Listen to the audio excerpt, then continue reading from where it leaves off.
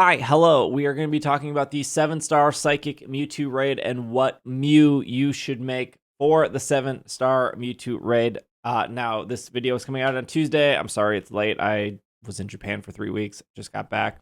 We're going to try to keep this short and simple. Mewtwo should come out on Thursday night around 7 o'clock CST because these raids always happen at midnight UTC.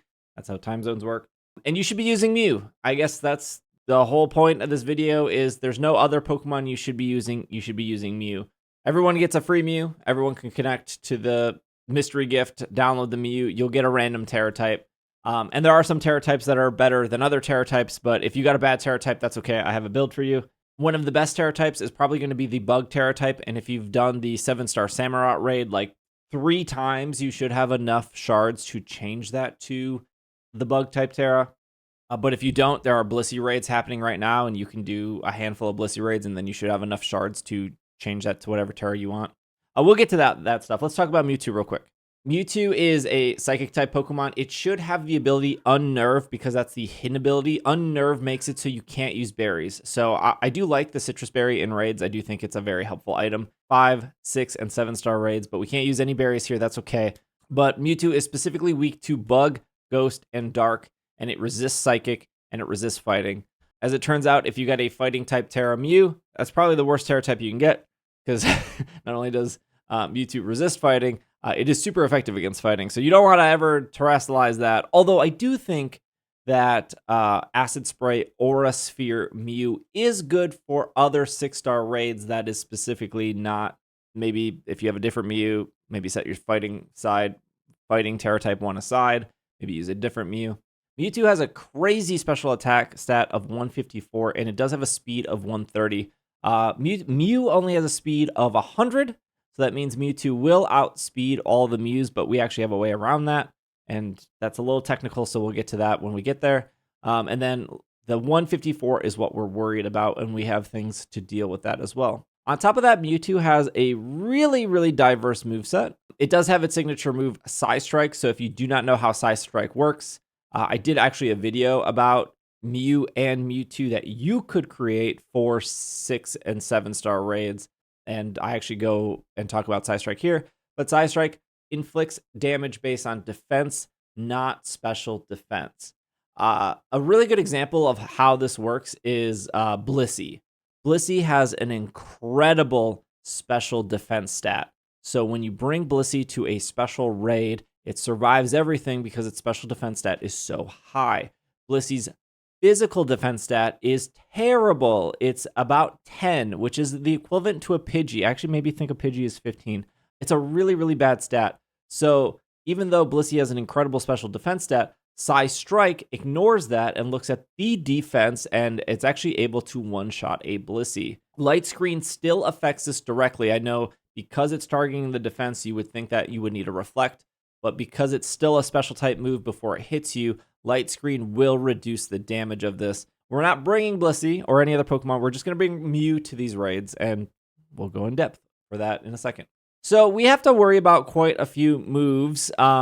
If you guys remember the Mewtwo raids from Sword and Shield, there was actually 2 different Mewtwo's.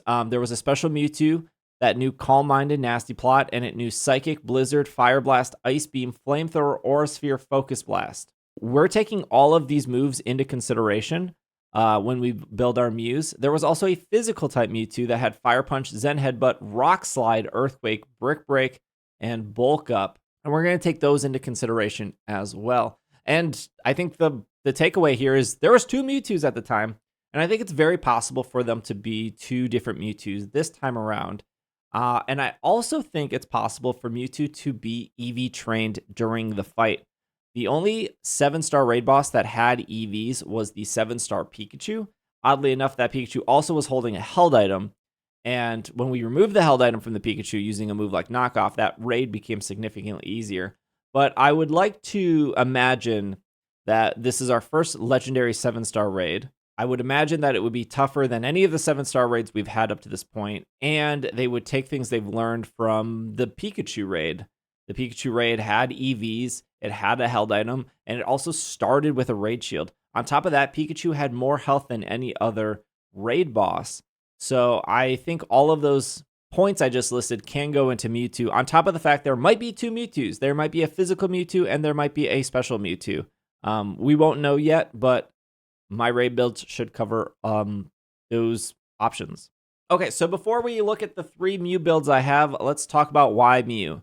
According to Anubis, who does a lot of data analysis on Pokemon games and gives us a lot of information about shiny hunting and how things work, they have stated that Mew should get a 50% HP boost when you bring it against Mewtwo, and that it should have a 20% boost for the other 5 stats. Now, Mew already has a base stat total of 600, so a 50% HP boost is pretty big, and then 20% for every other set is really, really big.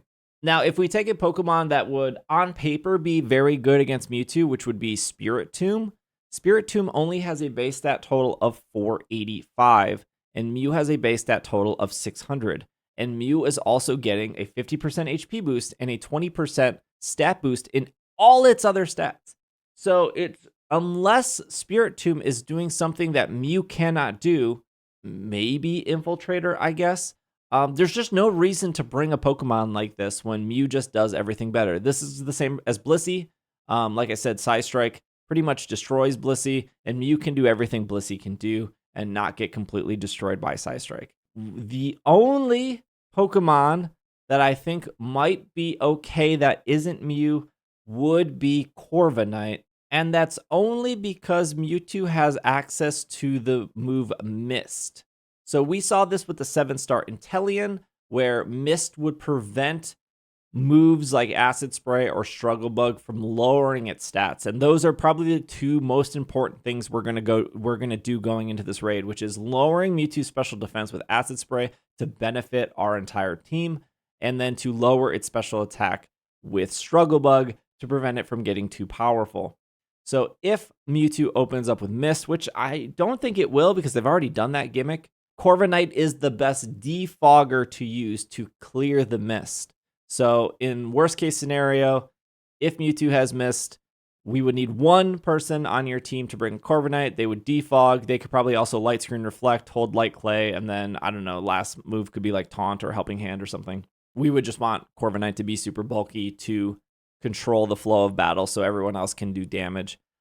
Again, I don't think that's probably going to happen, but it could. Before I show off the 3 raid builds, let's go back to Pokemon School and understand what Psychic is weak against. Psychic is weak to Bug, Ghost, and Dark. So those are probably going to be our 3. Those are going to be our 3 best Tera types to use because they will all do super effective damage against a Psychic Mewtwo.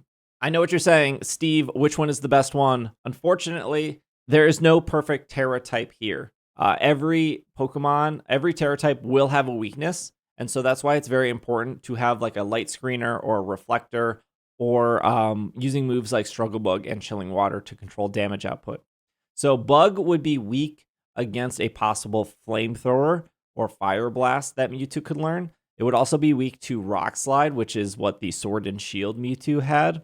But because Mewtwo's attack stat isn't as high as its special attack, we're actually not worried about Rock Slide at all. We would only be worried about Flamethrower.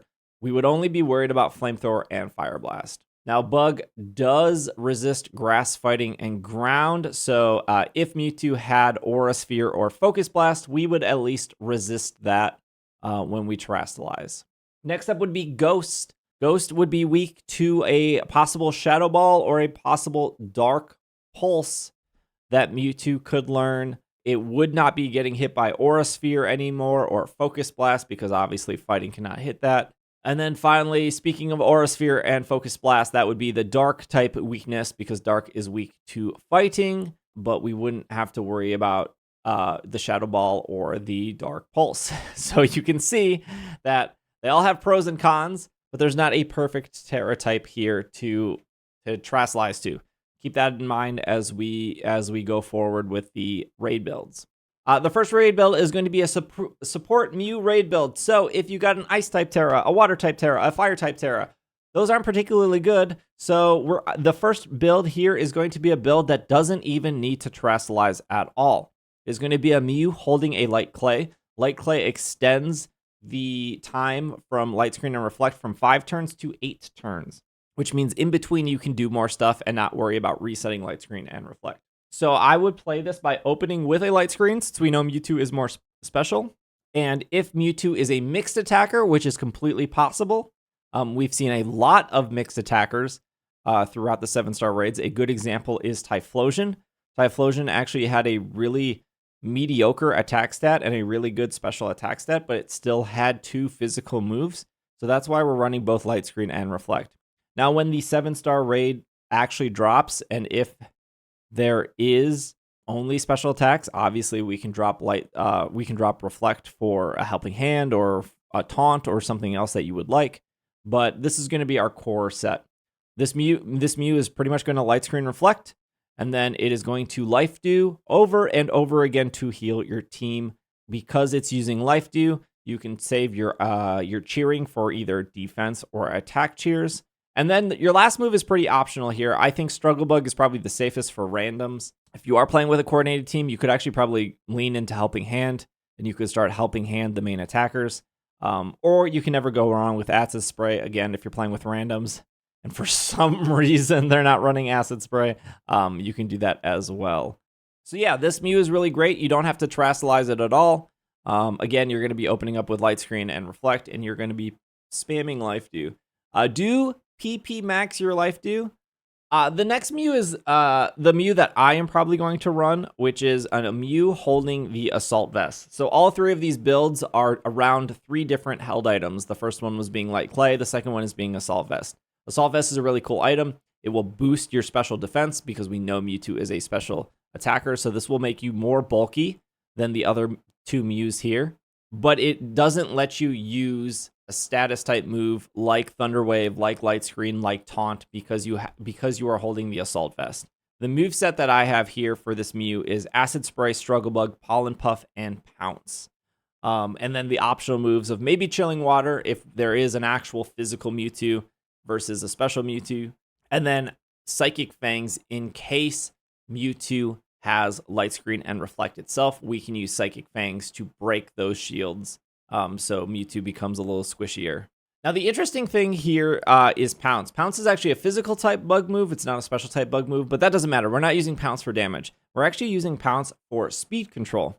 Now, I've said in a lot of my videos that speed doesn't really matter in raids because the raid boss can just cheat. Most raid bosses do 2 moves before we even can do 1 move. And then usually when the shield breaks or when the shield goes up, it does another 2 to 3 moves without us having any control. Speed does matter in a couple instances. I've talked about this in a few of my 7-star raid builds. But in this situation, it really comes down to the 2 people standing next to you. So that would be the Mew build we just talked about with Life Dew. So let's say, for whatever reason, every Mew has 25% HP left because Mewtwo got a little ahead of itself. And that Mew clicks Life Dew, and that Mewtwo clicks Shadow Ball. The Shadow Ball will go before the Life Dew because that's how speed order works. And then all of a sudden, all those Mews are probably fainting because the Mewtwo decided to go first. If we can outspeed Mewtwo, when the Mewtwo clicks Shadow Ball and we click Life Dew, the Life Dew will go first, meaning that Shadow Ball won't knock you out. That is one very specific situation where speed would actually matter in these raids. Because Mewtwo's speed stat is 130 and Mew is 100, 1 single Pounce will make every single Mew faster than Mewtwo. Even if Mewtwo had a nature that boosted its speed, we still only need 1 Pounce to outspeed. So on this Mew, there is Pounce. We would only use it probably twice. The first time would be at the start of the raid, so all our Mews will outspeed on turn 2. And the second time would probably be when Mewtwo resets stats or clears its stats. And then we would Pounce just 1 more time again to outspeed. Now, the second situation when this would matter would be a Shell Bell situation. So if a Mew with Shell Bell is standing next to us, and it has, again, 25% HP, and it clicks Shadow Ball, and Mewtwo clicks Shadow Ball, Mewtwo's Shadow Ball would go first, meaning that Mew would faint. But if our Mew standing next to us is faster, and it uses Shadow Ball, and it hits Mewtwo, it then gets recovery from the Shell Bell, and then all of a sudden it's able to survive the Shadow Ball that just hit it because it got HP back from that Shell Bell. For the most part, speed does not matter in raids because the raid boss will just go as many times as it want. But these two situations I just laid out actually makes a move like Pounce worth it in this kind of situation. Now we also have Acid Spray. 3 Acid Sprays will get Mewtwo down to -6, meaning your moves will do a ton of damage. And Acid Spray, time and time again, is better than Nasty Plot in every single situation. 1 Acid Spray from your team is ultimately giving every Mew on your team a +2 in their special attack. If 3 Mews open up with Acid Spray, now literally everyone on the team is a +6, which a single Mew would need 3 turns of Nasty Plot to get that same amount of damage that can be done in a single turn if Mews are cooperating with Acid Spray. And Struggle Bug is the move that will be doing a little bit of damage. We're not really actually worried about the damage that much, but it will lower Mewtwo's special attack by 1 stage every time, which is a great way to control if Mewtwo is using Calm Mind or if Mewtwo is using Nasty Plot. That will control the damage. Control the damage for everyone, right? So you might see some Mews running Amnesia, which is really selfish because while it does boost your special defense by 2, it doesn't help your teammates out in any way. So Struggle Bug was always preferred over that because I don't know if you guys know this, but raids are a team-based game. So by boosting your own defenses, when you could be using a move like Struggle Bug to reduce Mewtwo's special attack to protect your team and also get you to terrestrializing faster is preferred. So using combinations like Acid Spray and Struggle Bug will get you to terrestrializing faster. Both these moves benefit the entire team. There's really no reasons not to use them. Now, you probably have noticed on 2 of my raid builds and the third one that there is no Snarl. Snarl is not the preferred move here. So Struggle Bug, while it is slightly weaker, and it's not even going to be noticeable against Mewtwo's huge HP stat, Struggle Bug is 100% accurate, and Snarl is 95% accurate. Now, if you played any Pokemon game for more than 2 months, you will know that a 95% accurate move is actually 50% accurate against the CPU because that's how RNG works. I've definitely been in a 7-star raid where I've used Snarl 3 times in a row and I've missed all 3 Snarls. What's the likelihood of that? Pretty unlikely, but it can still happen. Because Mew can learn every single TM, and not a lot of Pokemon get access to Struggle Bug versus Snarl. Struggle Bug is by far preferred. There's absolutely no reason to run Snarl over Struggle Bug in this situation. Pollen Puff is a base 90 power move, 100% accurate special move, and it deals damage to the opponent, so it will do decent damage to Mewtwo. But the other cool thing about Pollen Puff, if you decide to attack one of your teammates with it, it will actually give your teammate health. So it's both a healing move and a damaging move. Pollen Puff is a really, really cool move here. And because we're using the Assault Vest on this Mew, we only have to put about 20 into our special defense stat in order to make a lot of Mewtwo's moves become a 6 to 7 hit KO. And that's a 6 to 7 hit KO without any Struggle Bugs or without any light screens and reflects. Once we use 1 Struggle Bug, and if there is a light screen up, this Mew should be able to survive any super effective move that Mewtwo is throwing at you and turn it into about a 10 to 12 hit KO. So this is a pretty bulky Mew for little investment in the special defense stat because of the Assault Vest. Speaking of investment in stats, you'll see that the first Mew had 252 HP, 252 special defense, and this Mew has 252 HP, 20 special defense. Because you are getting a 50% increase of your HP when you bring Mew to this battle, allegedly, according to Anubis, which we're trusting up to this point. I did run the damage calculations of whether it is better to invest in special defense versus HP, and it's just not. You are just getting so much back in HP because of the 50% boost that any of your Mews, whether you take my builds or not, should be maxed HP to take advantage of the 50% boost. You can be bulkier, obviously, by investing in special defense, but there is absolutely no reason why any of these Mews shouldn't be max HP first, and then some investment in special defense if you want to survive certain moves. Speaking of surviving certain moves, Let's go to our final Mew, which is the Attack Mew. I want to be the hero of my own story Mew, which is a Mew running Shell Bell. Because we were just talking about EVs, let's talk about those EVs first. 252 HP, 168 special attack, and 88 in special defense.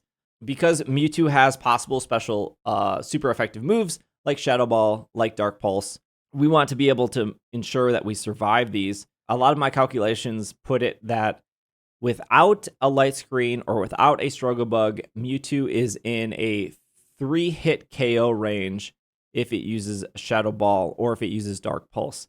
So by putting 88 into our special defense, that turns all of those into a 4-shot KO instead of a 3-shot KO.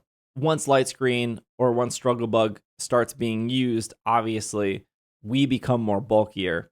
This is a Shell Bell build, so when you do damage, you will get HP back, but you won't be doing a lot of damage right away because you will have to struggle bug / acid spray to start to set up. So it's kind of a slow burn, but that's why we have a little bit more in special defense on this build. Now the 168 plus the modest nature will still let it easily outdamage the Assault Vest build that we just saw. On top of it has access to Nasty Plot. If you're a Dark type Tera, you're going to have Dark Pulse. If you're a Ghost type Tera, you're going to have Shadow Ball. There's no reason to have both of them. Just match per your Tera type. And then if you can actually take the Bug type Tera we just saw, and you can actually apply it here. But instead of Dark Pulse or Shadow Ball, you just replace that with Pollen Puff. Personal preference of whether you want Nasty Plot or Calm Mind. Obviously, Nasty Plot gives you a +2 in special attack. Calm Mind gives you a +1 in special attack and a +1 in special defense.